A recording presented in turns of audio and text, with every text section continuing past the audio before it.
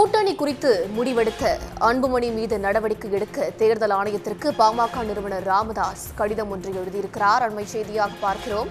அன்புமணி ராமதாஸ் மீது நடவடிக்கை எடுக்க வலியுறுத்தி தேர்தல் ஆணையத்திற்கு பாமக நிறுவனர் ராமதாஸ் கடிதம் ஒன்றை எழுதியிருக்கிறார். பாமகவின் பெயரை சட்டவிரோதமாக பயன்படுத்தும் அன்புமணி மீது நடவடிக்கை எடுக்க வேண்டும் என்று அந்த கடிதத்தில் அவர் குறிப்பிட்டிருக்கிறார். அண்மை செய்தியாக பார்த்து வருகிறோம். இது பற்றிய கூடுதல் தகவல்களை வழங்குகிறார் செய்தியாளர் சமயமணிவனன். இந்த கடிதம் குறித்தான விரிவான தகவலை பதிவு செய்யுங்க. வணக்கம். பாமக நிறுவனர் ராமதாஸ் மற்றும் பாமக தலைவர் அன்புமணி ராமதாஸ் இடையிலான அதிகார மோதல் என்பது பாமக யார் கட்டுப்பாட்டில் உள்ளது, பாமகவின் தலைவர் யார் என்கிற மோதலானது ஒரு வருடத்தை கடந்தும் தொடர்ந்து வருகிறது.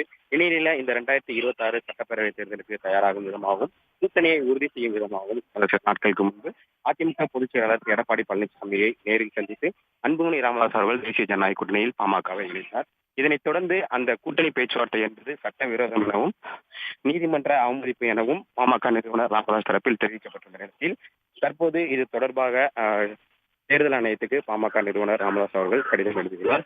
குறிப்பாக தேர்தல் ஆணையத்துக்கு எதிராக பல மோசடிகளில் ஈடுபட்டு தன்னை தலைவர் என அன்புமணி ராமதாஸ் தெரிவித்துள்ளதாக அந்த கடிதத்தில் பாமக நிறுவனர் ராமதாஸ் அவர்கள் குற்றம் சாட்டியுள்ளார்.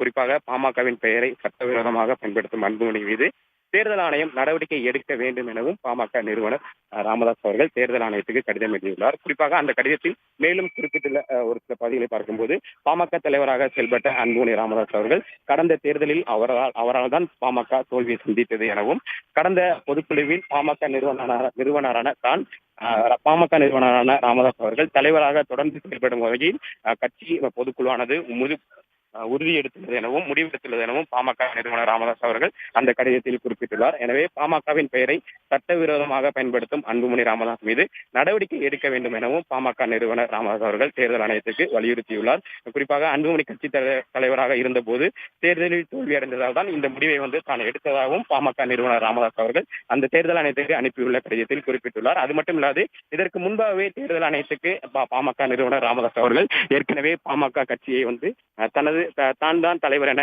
குறிப்பிட்டு கடிதம் எழுதியுள்ள நிலையில் தற்போது வரைக்கும் தேர்தல் ஆணையம் அதற்கு எவ்வித அதிகாரப்பூர்வமான பதில்களையும் அளிக்காத நிலையில் மீண்டும் தேர்தல் ஆணையத்துக்கு பாமக நிறுவனர் ராமதாஸ் அவர்கள் கடிதம் எழுதியுள்ளார். உடனுக்குடன் செய்திகளை தெரிந்து கொள்ள சன் நியூஸ் பெல் ஐகானை கிளிக் பண்ணுங்க.